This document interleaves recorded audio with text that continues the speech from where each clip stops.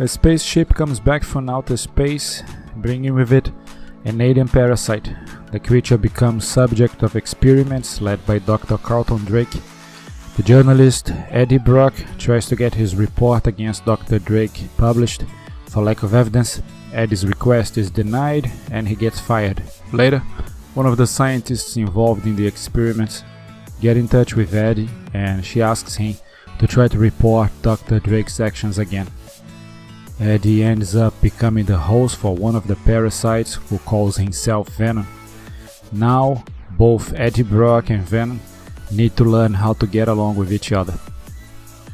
A symbiote is a parasite which, besides taking control of its host, gives it heightened senses, super strength, super speed.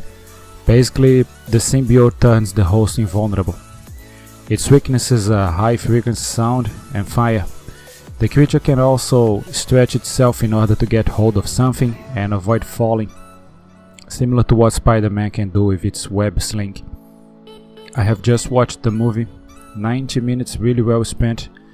The movie felt really casual, like an episode of a sitcom, stretched with some astounding action scenes. I felt so comfortable watching it, my eyeballs were glued to the screen for the whole time. Everything felt in place in this movie. The chemistry between Eddie and his girlfriend, Anyway, was spot on. They worked really well together. Even when she was dating another guy, they seemed ideal for each other. Oh, by the way, her new boyfriend must be the most patient man in the whole Marvel universe.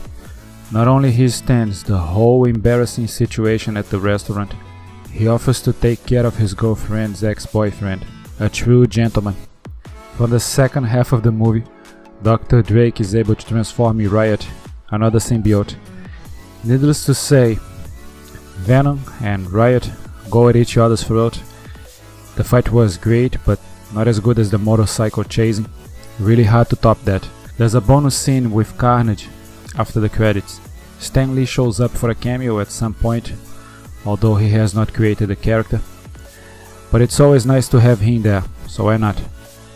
It's even hard to find a negative point about this movie.